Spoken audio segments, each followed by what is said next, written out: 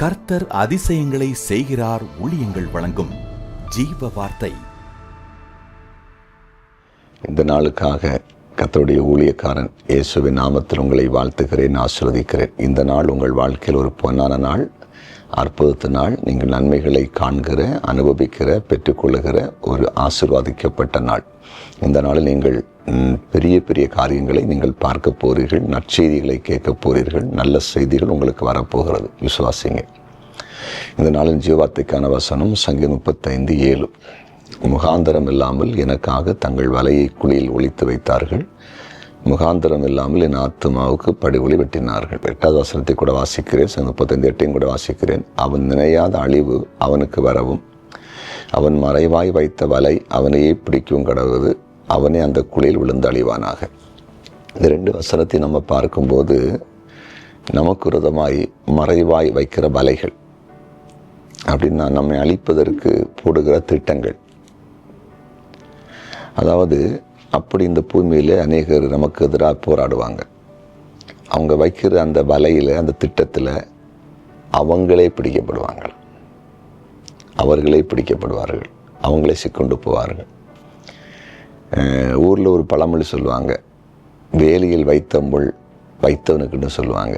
அப்படின்னா பழைய காலத்தில் வேலி வச்சுருப்பாங்க சில இடங்களில், அதை யாரும் தாண்டி போகக்கூடாங்கிறதுக்காக முள்களை வைத்திருப்பாங்க. அதில் அது எதிராளிகளுக்காக வைக்கப்படுகிறது. ஆனால் இவங்க சில நேரத்தில் அந்த தோட்டத்துக்கு போகும்போது, அந்த வேலியை தாண்டும் போது வச்சவங்க காலிலே அதை அடிச்சிடும், காயப்படுத்தும். அதான் சொல்லுவாங்க, அந்த முள் வச்சவனுக்கு தான் அந்த முள் அடிக்குது. அதே போல தான் யார் தீமை செய்ய வலையை விரிக்கிறாங்களோ அவங்கள் அந்த வலையில் அந்த தீமையில் அகப்படுவாங்க.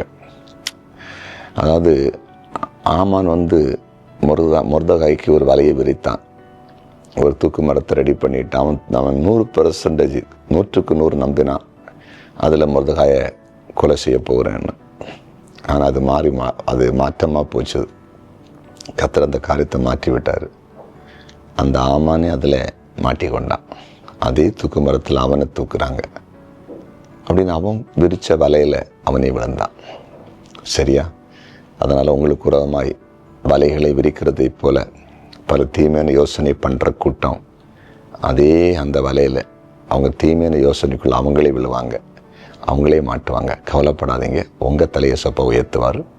சமாதானம் இருங்க. வேலை ஸ்தலத்திலேயோ, படிக்கிற இடத்துலையோ, வியாபாரம் செய்கிற இடத்துலையோ, குடும்பத்துக்குள்ளேயோ இப்படி மறைவான வலையை விரித்து உங்களை அழிக்கணும்னு யார் நினைச்சாலும் பயப்படாமல் தைரியமாக இருங்க. அவங்க தான் மாட்ட போகிறாங்க, நீங்கள் ஆசீர்வாதமாக இருப்பீங்க. ஜெபம் பண்ணுவோமா? ஜெபிக்கலாம். ஆண்டவரே, உமக்கு நன்றி செலுத்துகிறோம். உங்களுடைய கிருபைக்காய் ஸ்தோத்திரம். உங்களுடைய பிள்ளைகளுக்கு மறைவாக வைத்த வலைக்கு நீங்களாக்குறீங்க. அந்த வலை யார் வச்சாங்களோ அவங்க தான் சிக்க போகிறாங்க. நன்றி அப்பா. இன்றைக்கு பிறந்த நாளை காணுகிற எல்லாரையும் ஆசீர்வதிக்கிறேன். திருமண நாளை காணுகிற எல்லா குடும்பங்களையும் வாழ்த்துகிறேன். பெரிய காரியத்தை செய்யுங்கப்பா. கமெண்ட் செக்ஷனில் ஜெப குறிப்பில் அனுப்பியிருக்கிற எல்லாருக்கும் அற்புதம் செய்யும். இயேசுவின் நாமத்தில் பிதாவே, ஆமென்.